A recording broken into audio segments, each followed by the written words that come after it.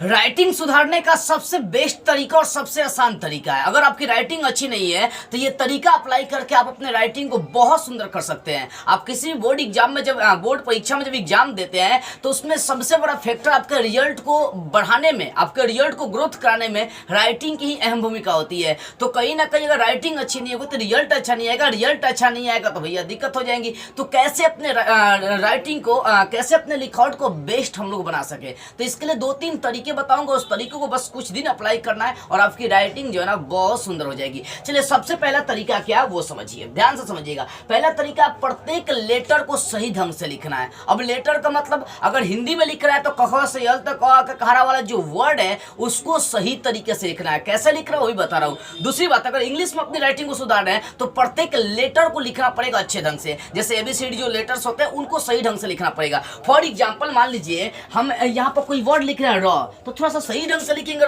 मान ली हमें लिखना है राम, तो हम लिखेंगे सही ढंग से राम, राम ऐसा लिखेंगे। अब ऐसा नहीं देखो कि ऐसा नहीं, एगो ऐसा लिख दिए एगो ऐसे लिख दिए तो भैया ये राम अच्छा लगेगा क्या? नहीं। मेरे कहने का सीधा सा मतलब प्रत्येक लेटर को सही ढंग से लिखना है, प्रत्येक अक्षर को सही ढंग से लिखना है। सोचिए अगर प्रत्येक अक्षर को सही ढंग से मिलकर शब्द बनाना शुरू कर देंगे तो आपकी राइटिंग अच्छी नहीं होगी क्या? 100% अच्छी होगी। अच्छा एग्जाम्पल दे रहा हूँ, रामायण लिखना आपको, सीता लिखना, गीता लिखना, जगमोहन लिखना, फलाना ठेकाना, डिमका टिमका, बहुत सारी चीज लिखना है, ठीक है ना। मान लीजिए आपको लिख रहा रामायण, तो भैया हम लिखेंगे, देखो दो तीन तरह का रामायण लिख रहा हूं, बताएंगे जरा सा। रामायण, रामायण, ठीक है। उसके बाद एक देखिए रामायण। अब बताइए कौन सा आपको अच्छा लग रहा है, इसमें कौन सा बेस्ट लग रहा है, ये वाला रामायण की ये वाला? आप देख सकते हैं यहाँ पर वर्डों का मिक्सिंग गलत है, कोई बड़ा कोई छोटा, कोई बड़ा कोई छोटा, लेकिन यहाँ पर वर्डों का जो मिक्सिंग है सेम चल रही है। इसलिए बाबू प्रत्येक वर्ड पर ध्यान देना है। र भी सही तरीके से लिखेंगे, म भी सही तरीके से लिखेंगे, य भी सही तरीके से लिखेंगे, और भी सही तरीके से लिखेंगे, तो उसको मिलाएंगे तो अच्छा तो बनेगी, ऑटोमेटिक ही बनेगा।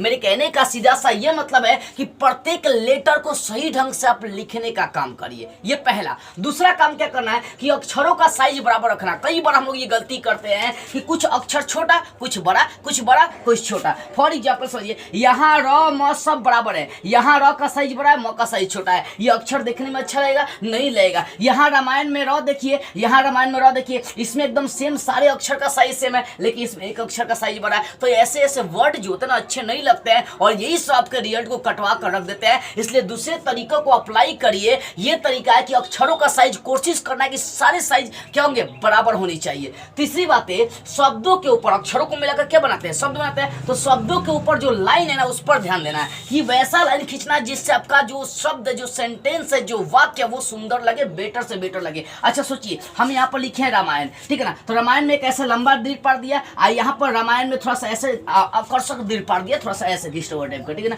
देखिए तो कौन सा रामायण, ये रामायण अच्छा लग रहा है कि लग रहा है, ये अच्छा लग रहा है, ये वाला लाइन जो थोड़ा सा आकर्षक है। तो हम भैया जो शब्द है, जो सेंटेंस है, उसके ऊपर उस लाइन का प्रयोग करेंगे जो शब्द को सुंदर बना सके, शब्द को सुंदर बना सके। हम लोग भी वही कपड़ा पहनते हैं जो हमें सुंदर लगता है, जो हमें आकर्षक बनाता है। हम लोग भी वही चीज यूज करते हैं जो हमें आकर्षक बना सके। उसी प्रकार से शब्द के लिए उसी लाइन का प्रयोग करना है जो शब्द को अट्रैक्टिव, आकर्षक बना दे, उसी शब्द का प्रयोग करना है, ठीक है ना। ये तीन काम। चौथा काम क्या करना है बाबू, जब आप ये चीजें समझ जा रहे हैं कि मुझे अक्षर को सही तरीके से लिखना है, अक्षरों का साइज सेम लिखना है और शब्दों के ऊपर जो लाइन है उसको सही आकर्षक लिखना है, ठीक है। तो चौथा काम करना है कि रोज आप 1 से 2 घंटे का रिविजन करिए। या तो क्वेश्चन लिखने का रिविजन करिए, हाँ तो किसी प्रश्नों को लिखने का रिविजन करिए। आप प्रत्येक बार कोशिश करना इन 4-5 बातों का ध्यान रखने के लिए, यानी जब जब आप रिवीजन करें तब ये 3 बातें ध्यान रखें कि प्रत्येक लेटर को, प्रत्येक अक्षर को सही ढंग से लिखेंगे। दूसरा का अक्षरों का साइज एकदम बराबर रखेंगे और तीसरा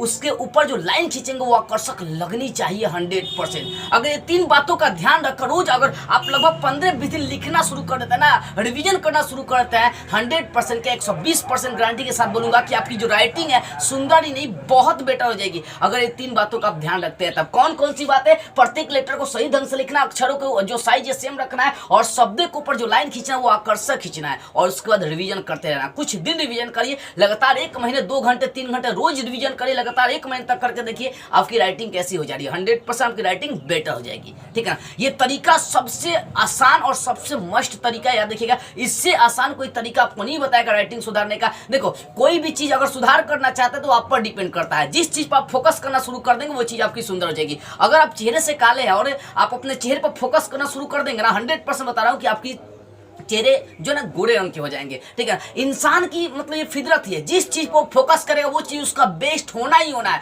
अगर आप अपनी राइटिंग पर फोकस कर देते हैं ना तो 1 महीने के अंदर में आपकी राइटिंग सबसे बेस्ट सबसे अच्छा हो जाएगी। तो फोकस करिए, बस इन तरीका को अप्लाई करिए और रिवीजन पर फोकस करिए, आपके रिजल्ट जो है ना बहुत बेटर निकलेगी, राइटिंग बहुत सुंदर हो जाएगी। इस वीडियो को ईमानदारी से दिल पर हाथ रख के सभी बच्चों के पास शेयर करिएगा ताकि सभी को पता चल सके कि राइटिंग सुधारने का इससे आसान तरीका होता ही नहीं है। वीडियो को जरूर शेयर करिएगा। जय हिंद।